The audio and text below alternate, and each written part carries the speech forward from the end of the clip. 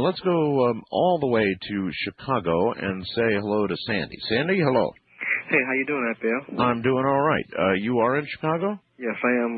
This is WLS 890 in Chicago. Oh, the monster, world's largest store. And, you know, after that, they could have called it the world's largest station, because it just about is. Anyway, tell me your story, your experience with the mirror, Sandy.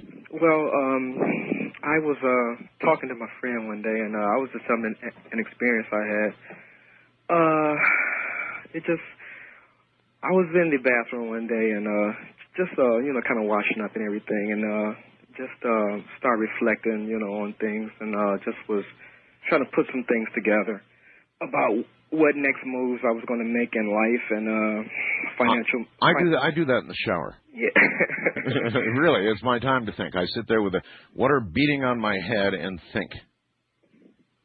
So, people do that sort of thing in different places. For you, I guess it was a mirror, huh? Well, I was grooming myself in the mirror, and I was just started reflecting. I was just talking to myself, just kind of role playing with myself. Even admiring yourself, perhaps. My God, I look good here. Look at me. Yeah. If you will. So, I just happened to look down in my face and my shoulders and everything. I was wiping my shoulders and everything off with my towel, and just happened to look back up in the mirror, and I wasn't looking at myself. What? You mean you saw yourself? Do you think it was like from a few seconds before, or in some pose that you had never been in at all? I mean, you saw yourself not looking at yourself. Holy moly! Was it a previous image or what? I would know. That's what that's what I was asking my friend. I was like, well, wow. I was telling him. I said, man, what could that have been? Okay, the first thing anybody would do is move. So, right. I take it you moved, and the image in the mirror did not. Well, when I looked up, my eyes were still placed on my shoulders and my chest area, and then when I caught it, my eyes being caught. Sandy, hold on, Sandy. Can you stay on the line? Yes, I can. All right, we're going into a break, so stay on the line. So, in other words, when he caught his image in the mirror, not reflecting as it should have properly, suddenly it's like there was a glitch and it caught up. Oh, that's kind of cool. What do you think happened to Sandy? Now, the more I hear from Sandy, the creepier. This really is creepy. I mean, can you imagine looking at yourself in the mirror and seeing yourself frozen? It's like you caught the mirror freezing you, and the moment that your mirror self realized that it wasn't mirroring you, it caught up with you, it sounds like that's exactly, you were just sitting there admiring your extraordinary self, and that's what happened? Yes, sir. And as soon as you noticed that it was a frozen image, that the eyes weren't looking as your eyes were, then it suddenly, how quickly did it catch up to you? Then the eyes looked up, and the eyes looked up? Yes. Oh, that's really creepy. Oh, that's very creepy. And then I popped out of this, trance-like state, and I had, ghost pimples. I was like, whoa. That would utterly, totally do me in. Sandy, thank you. I'm expecting we're going to hear, that was Sandy in Chicago. We're going to hear probably more like that. That would utterly, completely creep me out. Can you imagine, turn around, there you are, right? But the eyes are looking down or something, and then as you watch in the mirror, the eyes they come up to you. Ay, ay, ay. That's incredible. Absolutely incredible. That would do me. West of the Rockies, you are on the air. Hello. Hi, is it me, Art? It is. Well, only you know that for certain, but it sounds like you, yes. Hi, Art. Hi. I've called to give you a mirror story. Okay, fire away. Well, about 18 years ago, I had a dream, and I had a dream where there was a woman in the dream, and I felt very connected to her, and I reached out and I touched her. Now, I'm not going to go into the dream because that's not really the story, but about 2 months ago, I was doing stuff in the bathroom, and I looked in the mirror, and all of a sudden I recognized the woman. From the dream? From the dream. But the woman was actually me from 18 years ago. I mean, well, now I look like that woman. I don't know if I'm making myself clear. I actually dreamt about myself at the age I am now. What, So at what age did you have the dream? I was about 26, I think, at the time. And you are now?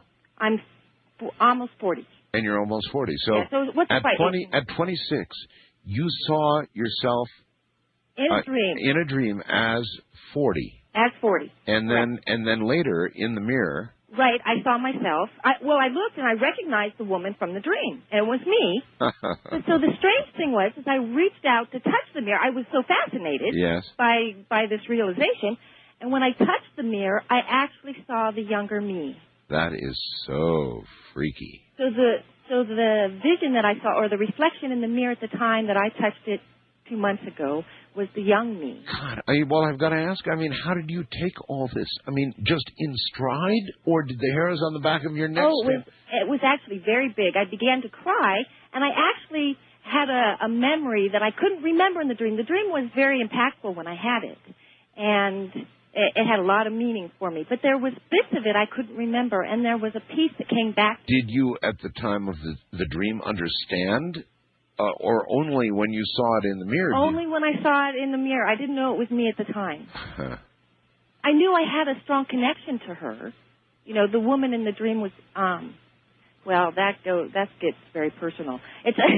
She was very bound, and I do feel kind of bound in my life, stuck in my life right now. And so I saw myself in the place that I am on an emotional feeling level. Boy, I hate to say it, but that's really creepy. Well, it might be really creepy, but at the same time, it was very impactful. It was very impactful 2 months ago, me coming to this realization that I did see myself as being where I am today, which was very interesting. Would you want to see another vision of yourself, say an equal distant time from now? Or would you be afraid of that? I don't think I would be afraid of that. I wasn't afraid of it at the time. Though, like I said, Art, at that time, I had no idea it was me. I felt connected to me. You also have to understand, at the time, I was blonde. And when I grew up until the age of about 26, I had long blonde hair. And then I cut off all my hair. And why do women do that? I don't know why we do that. But I did, and it's grown back dark. So the woman in the dream was dark-headed. And I didn't have any connection to that. But so not until just a couple of months ago did I go, wow, that was me. So you actually went from a true blonde? True blonde. I was platinum. And then I'm dark. Well, it's not really, really brown, but it's pretty brown now. Yeah. Matter of fact, I still have this relationship to myself that I'm a blonde, but I'm not. I'm not blonde anymore. There's still some blondness inside of you. Once a blonde, always a blonde, somewhere down there. Thanks for letting me share, Art. Well, listen, thanks for sharing. Bye. Later. That's the boy, oh boy, what a program, huh? East of the Rockies, you're on the air. Hi. Hello? Hello. Hi. I wanted to tell you a story that happened to me in November of '99. Yes, sir. I was working as a deputy sheriff in a rural county just north of Corpus Christi, Texas. Ah. And I got this about 4 o'clock in the morning, and I got called to the office to sign some reports that a supervisor had approved. Yes, sir. And I took Highway 796 out of Tynan back towards Sinton. It's a very dark, desolate area bordered on both sides by the Anderson Ranch. No lights, no nothing. Mm-hmm. As I'm coming up to the back gate of the Anderson Ranch, it's kind of about a 40-mile-an-hour curve, and I've drove the road most of my life, and I'm doing about, 75, 80. And in the middle of the road was a bright, luminous, have you ever seen a chem light? Like a marker light? Oh, yes, sure. It's about the size of a basketball, glowing in the road. Just on the road or above the road? No, hovering kind of in the headlights. Hovering. I slammed on the brakes and just looked at this thing and had no clue what to do, and it disappeared. Just no shot off into space, no nothing, just disappeared. Mm-hmm. So I'm sitting there wondering, what to do, or, not knowing what to do. And I start to accelerate, and I'm driving below the speed limit around this curve. And as I get around the curve, you can't see it, but as my lights come around, there's a herd of cattle in the road, and they're all black Angus. And had this thing not been there, you'd have been in a collision. I'd have been seriously injured or dead. I was just wondering if you ever heard anything like that. Yes, I have. What do you think? What do you think that was? I mean, if you were forced to guess now, with all these years of reflection, what do you think that was? What do you think it might have been? A light in the middle of the road. I have no clue. But you must have thought some about it, huh? I mean, it warned you, didn't it? Well, basically, I thought it had to be something warning me that, we deal with loose livestock all the time. And, I mean, I've worked plenty of accidents where people hit cows in the middle of the night. And if you had hit a bunch of black Angus going 75 miles an hour, they and you would be dead. Of course. Yeah. So what happened to you was something very significant. Something warned you. But what? Did you write it up? No, of course not. I had told it one person, my ex-wife. Yeah, well, good move. I mean, I'm not going to tell a supervisor that. I didn't even want to tell you my name here, I mean, it's nuts. Yeah, I'm with you. I really appreciate the call, sir. Look, all I can say is that is the heart of what this program is about. It's about things we do not understand. And what you just heard, obviously, was a very true story. So we are here to explore that which is not explored elsewhere. And that was at the very core of what we do here. What warned him? We talk of guardian angels. We talk of dimensions. We talk of ghosts. We talk of so many things here on this program. But something warned him. That was a real call. You could tell it was real. So that's what we're here for. That's why we're here. East of the Rockies, you're on the air. Hello. Hey, how you doing, Art? I'm okay, sir. Where are you? North of the border. North of the border with tasty Canadian. There you go. Mm-hmm. Wanted to ask you a question. Sure. Have you ever come across any incidences where a child has believed to have been abducted, had an abduction experience, and experienced any hair loss as a result? Only if they were dropped back to earth by their hair and it ripped. Okay. I'm just wondering if it's because I haven't come across any in literature, and I have reason to believe that myself and my children have been involved in abduction situations. Oh, my God. Really? Yeah. And you all have hair loss? No. She's the only one that has that. She? She's 10 years old. She's half bald on her top of her head. Holy smokes. And has been since about age 4 or 5. Do all of you remember this abduction? You know what? I don't remember all the details. I've woke up with the sleep paralysis kind of thing. I'm positive somebody's there, but paralyzed so much that I'm blinded. I can't even open my eyes. Well, then why do you think that she was abducted as well? Well, because I was watching a TV program, and they had an artist depiction of a gray on the program. Yes. And my son, who was 3 at the time, and just enough to be able to talk properly, walked in, and he doesn't know anything about this stuff. Well, he walks in the room, sees the TV, and stops in front of it, stares, and says, "That's a bad man."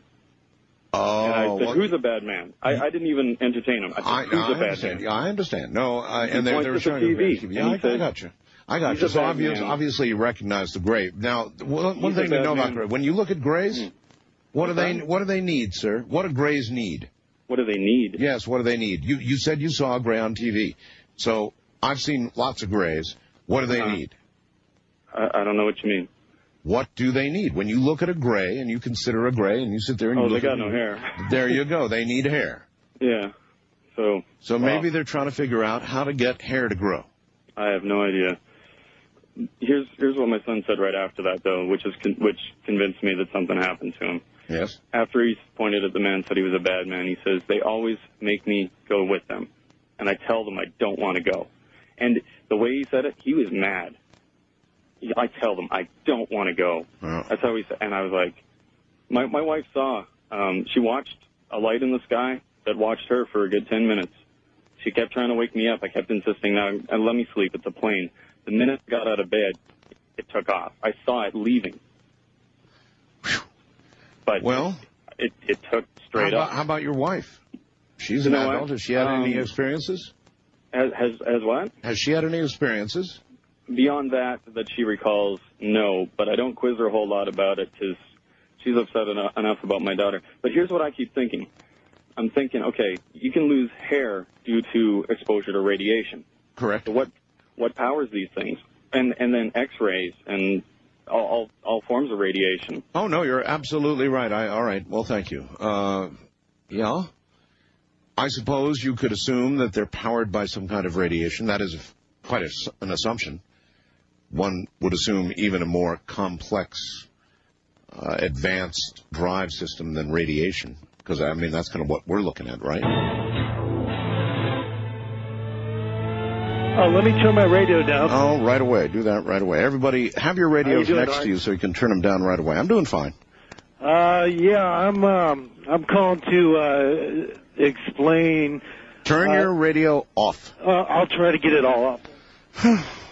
Why is this so, it's just one knob on and off. There we go. All right.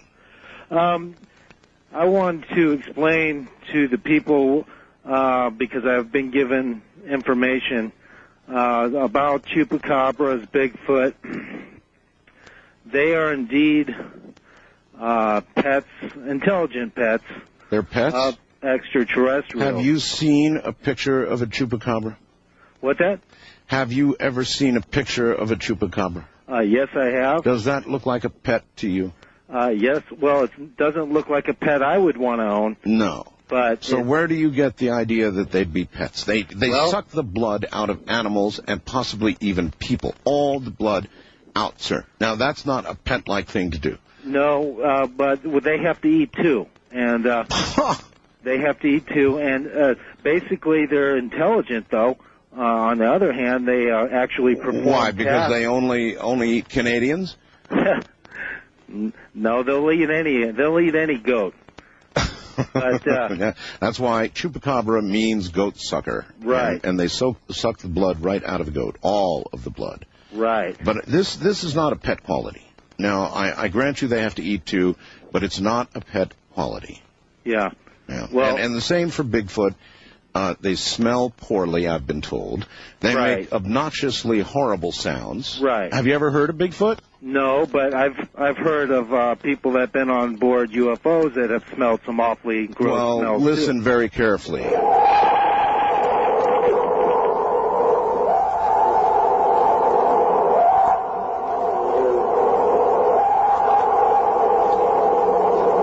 Now, does that sound like your average pet? Yes, it does to an extraterrestrial because they don't really have to work closely with them. Are you an extraterrestrial? Yes, I am. Oh, you are? I was an experiment that was conducted, and which was a failure or a success? It was a failure. That's why they didn't take my embryo. You're a failure. I'm a failure. Are you deformed, or in some way deformed, or mentally unbalanced? Some people might say so, yes. All right. But I would like to say that, in general, the reason why no one ever gets a Bigfoot is because they do have a base underground, and they let them out to do things because they were at one time outdoors creatures, and so they do like to, run around up here on our planet every now and then. Yeah, but they seem to disappear, and so I suppose their being underground would account for how they disappear so readily. What were you what kind of experiment were you? What were you supposed to be? I was supposed to be a new hybrid that looks like a human, has all the attributes of a human, but would have an alien intelligence. So in what way are you screwed up? It didn't. I'm not sure. It just didn't turn out right. But I am constantly bombarded by sightings of UFOs that I can't readily explain why they keep in check on me, even though I'm a failed experiment. But maybe they're trying to destroy you. Well, I don't know if they're trying to. If they wanted to destroy me, I'm sure they could have done it a long time ago. Well, maybe they're just picking their time. If you're a failed experiment, perhaps you can only be allowed to go so long, and then you've got to be... Oh, you think? Erased. It's possible. You never know. But as far as the Chupacabra goes, it's the same deal with them, except they don't live underground. They live in the UFOs themselves. Name one lovable pet-like quality of a Chupacabra. And no, I said name one lovable pet-like quality of a Chupacabra. Well, they got nice, soft bellies. So you felt the belly of a Chupacabra, huh? Anyway. I've seen the outside of a Chupacabra. Give me a break. They're all scales. They're ugly. They have giant teeth. They have a bite that would take your thigh off right at the top. Come on, pets. West of the Rockies, you're on the air. Hello. Hello? Yes, hello. Yes, Art. Wanted to tell about something that I had seen from Inglewood, California. There's a street that goes east-west called Hyde Park Boulevard. It goes between Centinela Boulevard and Marlboro. Yes, ma'am. And the only reason I'm saying this, you never know, somebody might be listening who saw this, but it's pretty heavily traveled, and I was there's a place right... just as you start going eastbound, where it goes down and then comes back up almost like a roller coaster. Mm-hmm. Well, there was a youngish black couple that were standing, leaning against a fender of a car, maybe like a late 60s or early 70s car. Right. And they were standing in the street, facing towards the middle of the road. Right. And they were sat just side by side talking. And between them and me was another car, and this guy was driving crazy. I don't know if he was drunk or what, but it almost seemed to me as if he was aiming for them. This happened like maybe probably 150, 200 feet away ahead of me. And it's like he was aiming at their legs. And, it was like watching something horrible that was going to happen. Because was he driving erratically otherwise? Or just... He actually seemed to be aiming at them. So he took a bead on them. That's what it looked like to me. Okay. And it's like, you're seeing this happening, and it's going to be awful if it happens. Of course, yes. Oh, I didn't want to see this, And it was the darndest thing, Art, I ever saw. These two people, in one motion, without flexing their knees, without showing any effort whatsoever, went straight up and back, and they were standing on the fender of that car. Now, I could have seen them, if they had some participation in this miraculous escape, they would have been sprawling, over the hood, or you would have seen them jumping with different motions, but it's as if something was standing above them and picked them straight up, and then they were standing without having moved a muscle on the fender of that car. And so, oh my God! So, now, are you sure? And they sure? looked at and the car swept on past. It didn't hit the car they were on. Are you sure of what you saw? Oh, I'm positive. Absolutely. This happened in broad daylight. Listen, hold on for a few. And they looked at each other and laughed. Listen, I've got a break. Can you hold on? Sure. All right, hold on. Back now into the night. Here's an interesting fast blast from Daniel in Reedley, California, who says, referring to the lady on the line here, he says, that happened to me. When I was 71, I was walking along a canal. I'm sorry, he was 7. Not 71. When I was 7, I was walking along a canal, and as I threw a rock in, I fell in. I was drowning. But then I was lifted out, and nobody was there. That sound familiar, ma'am? Oh, that sounds exactly right. So you are absolutely certain these people were lifted up vertically? Well, how easily could you jump straight up with somebody else beside you, both of you in one motion, jump straight up and then go backwards without any visible effort? Could you do that? No. I couldn't either. And you saw this with your own eyes, and then this car in front of you would have hit them had they remained where they were. They would have definitely been left with stumps if they were even alive. I mean, it was going to be a horrible thing. The car, veered towards them and paralleled the car that they ended up on top of, that they were standing in front of.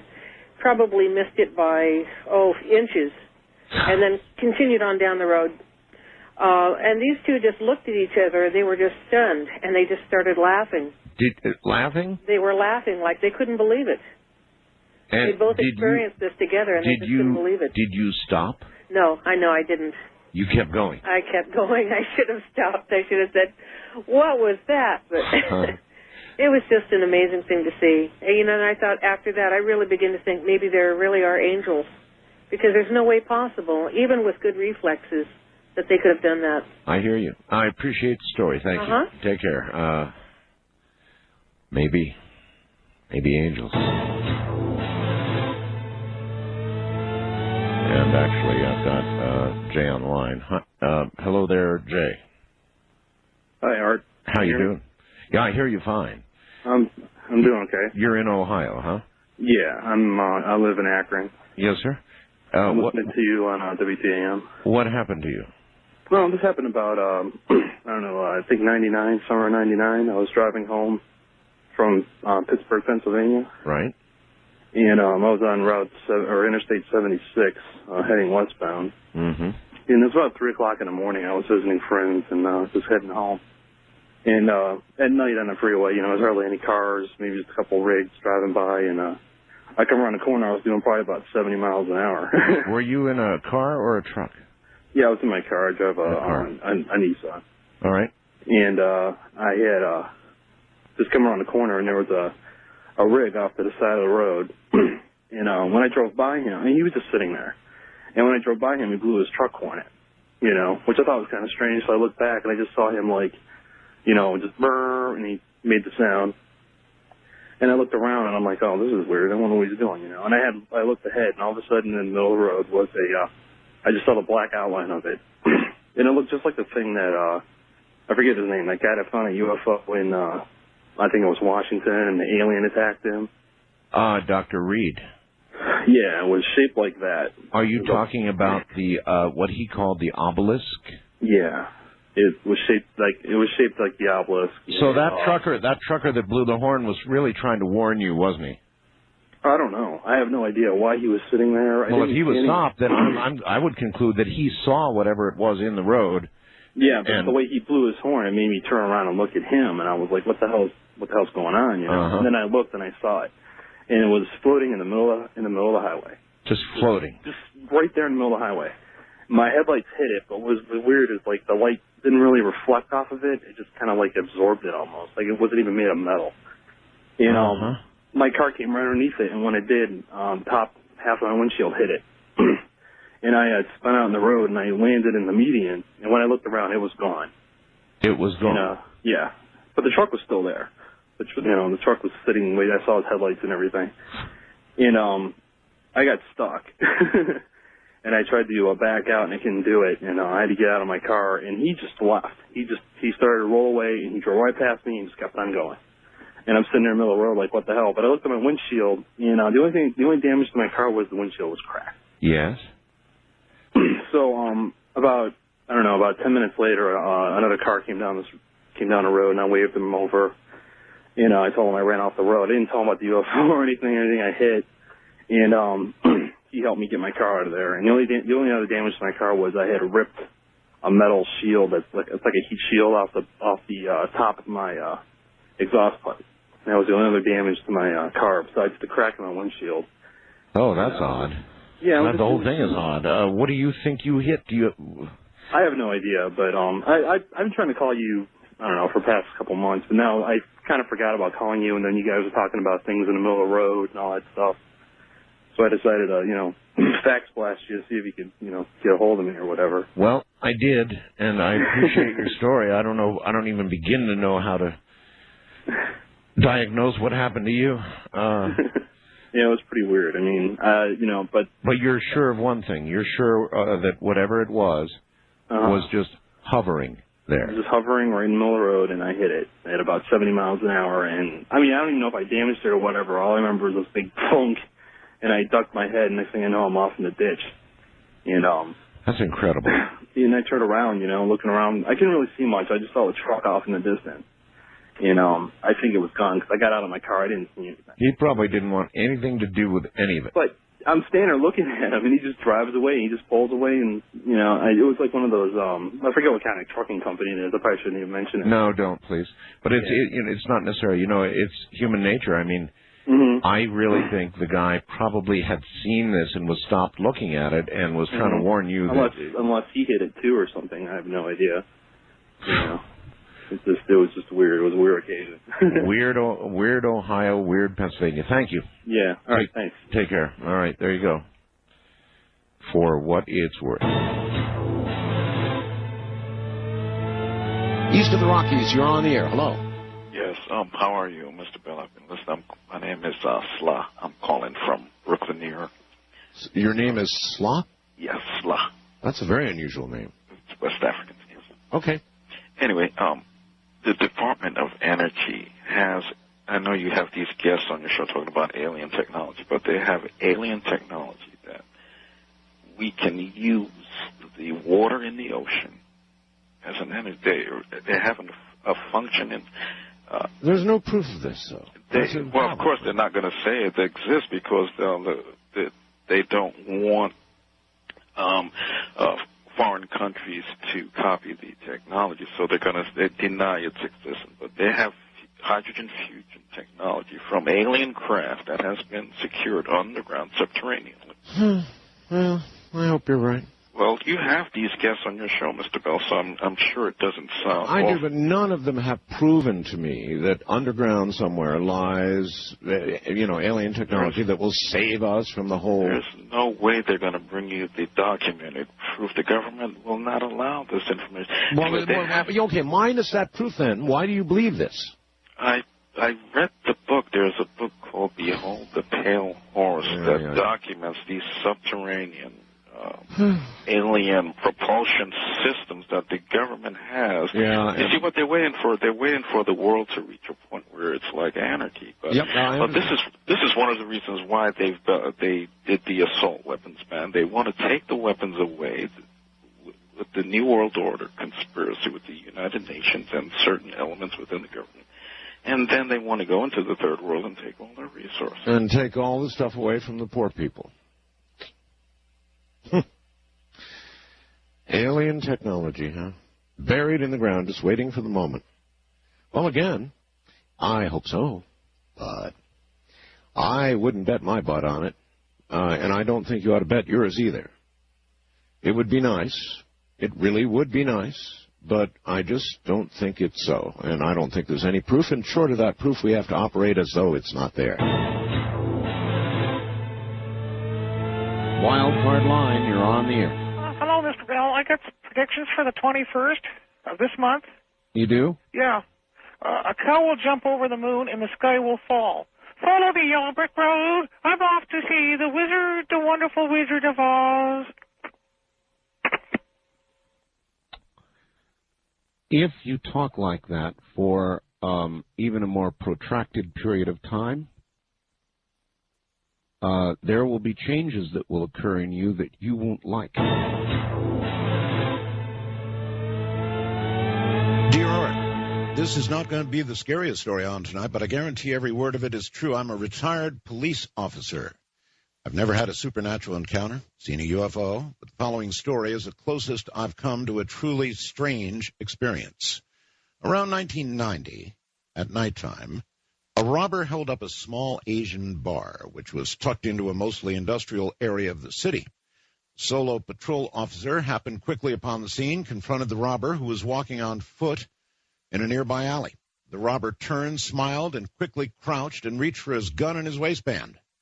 In a classic one-on-one Western-style shootout, the type seen on TV but really actually experienced by most police officers, the solo patrolman kept his cool, killed the robber on the spot. I was working that night, was on scene along with several other officers within minutes of the shooting. I eventually left to handle other calls, but a short while thereafter I was dispatched to the hospital that a robber's body was taken to do a follow-up report and secure evidence. I was in the hospital room where the robber is lying dead, shirtless upon a bed. His arms lay flat upon the bed, palms up alongside his legs. There was a hospital attendant in the room with me.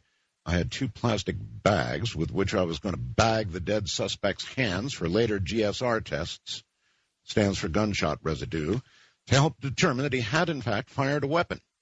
Well, as I opened the first bag and leaned over him to bag his right hand, the dead man's arm lifted straight up in the air in a perfect 90-degree angle with his elbows still on the bed and his right hand now pointed toward the ceiling. The attendant and I both gasped and stared at each other, and the attendant said something that you can't say on coast to coast. Well, that's it, Art. I won't embellish anything. Nothing further happened. Of course, it was a dead man's spasm, right?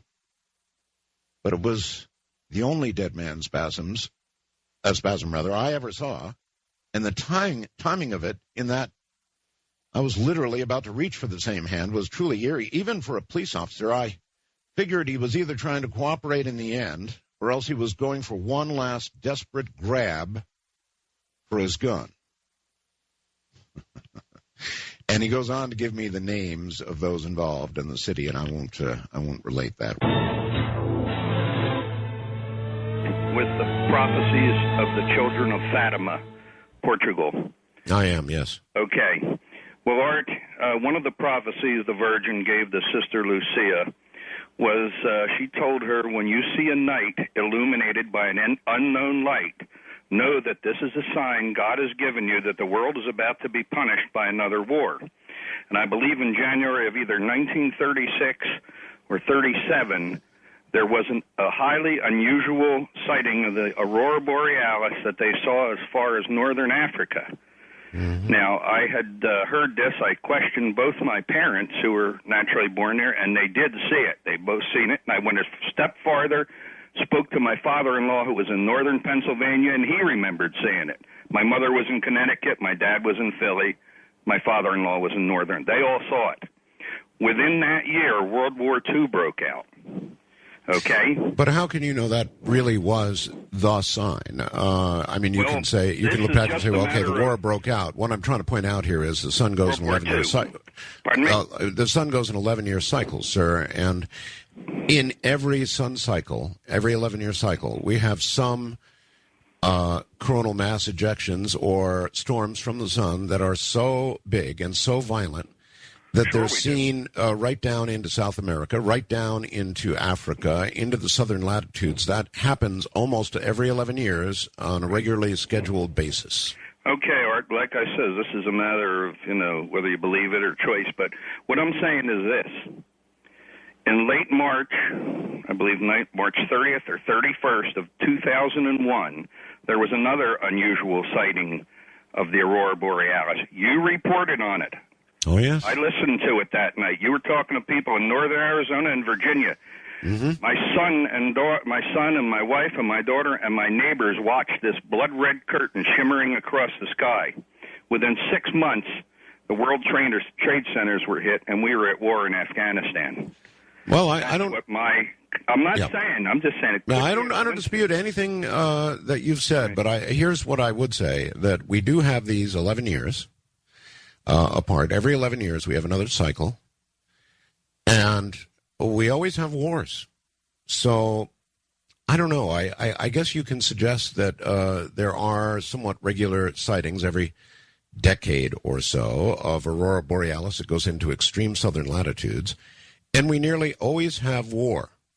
Now, if you want to connect the two, that's fine. I don't necessarily do it. I guess I just say it's going to happen again and again, as is war. Now, maybe the two do have something to do with each other. Who knows? Wildcard line, you're on the air. Hello. Yeah, thanks a lot. This is Lonnie in Wichita. Hello, Lonnie. Yeah, I've been reading Emerging Viruses. Yes. Howard's book. Yes. On page 127, he's got what he calls the polio vaccine theory of AIDS. Yes. I found that quite interesting, especially in light that the Center for Disease Control just put out a bulletin, and they're recalling the polio vaccine in the United States. Were you aware of that? No, I was not. It happened last week, and they say it's because of mad cow disease, which has been found in the vaccines. And Horowitz says that mad cow disease is a link in the manufacture of AIDS. Yes, I know. I interviewed. Did you hear the interview with Mr. Horowitz? Yeah, but it's really getting too scary now. Well, I appreciate your input, sir. Thank you. The whole thing, of course, is scary. Let's go to wildcard line 3, and I think it's Karen in Iowa. Yes. Hi, Art. Hi. I have known about this for quite a while, and I've just waited for people to come to a realization that it is happening, because the story is going to sound a little bit out there. What are we talking about? Okay, in 1982, there was stories of a red moon, an eclipse, happening on June 6th. Well, the newscaster out of Springfield, Missouri, I was in the Ozarks, had said that there was going to be an alignment of the planets and a strange child being born that night. Then I saw it on a tabloid. The woman I was living with was a Wiccan. Mm-hmm. So the Wiccans got on their phone. You know how they all call each other when events are happening. Well, she was told she needed to do her circle that night. And if you know what a circle is, you put it around the property to protect you. The protection circle? I'm aware of what it is, yes. Yes. So other people would know. And we weren't allowed to sleep, and we had to dress in garb and do a ritual, protection ritual. And she sat me down and she told me that the third of heaven, on the night that this child was being born, was going to open up. And that all these little demons were going to try and find bodies before the end times. And the 7 seals were going to start happening on the earth. And she said, this AIDS, she said, this is one of them, one of the plagues. As you know, 82 is when the news broke about AIDS. And she said, and it's going to get worse, and there's going to be earth changes, and thus. But this evil child was going to be what we know today as the Antichrist, born June 6, 1982. So he walks on the earth today and has since June 6, 1982. That's right. Mm-hmm. And I think I've got it, and I hope you're wrong. I sincerely hope you're wrong, because if he now walks, why, we're all in danger. But if you look around at what's going on the earth, and actions by those who tread upon the earth, one might almost believe that could be true, huh? From Manila, the Philippine Islands, the Philippine nation, I'm Art Bell.